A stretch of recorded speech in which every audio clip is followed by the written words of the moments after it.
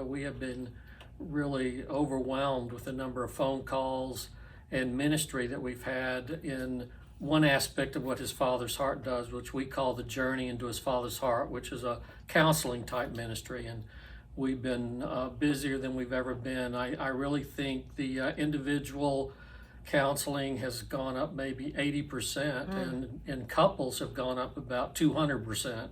We might do one or two couples a quarter, and it seems like we're doing one or two a week. And it's been good. I mean, there's a lot of challenges with what's going on, but it is, I think, a time of a healing process. People are having to face things that they kind of had buried, so it's kept us quite busy. Now, as ministry has increased, obviously people have been out of work, so funding's kind of decreased, but God's been very faithful to keep us going, and I'm very happy for the way the Lord has unexpectedly brought blessings to His Father's heart so that we could keep our staff active and keep us moving forward. Also, during this time, we've been doing, especially with Tracy's help, we've been writing the manual, the curriculum for the journey.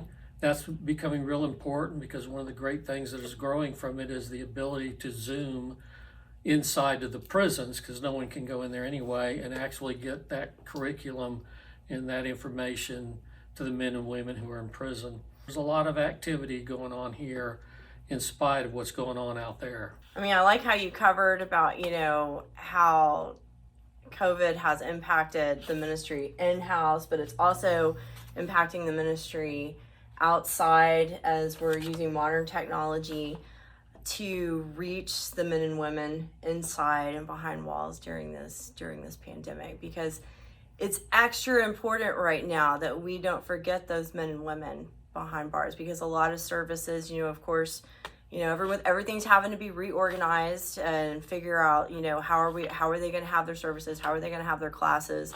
And His Father's Heart is really on the cutting edge of figuring that out.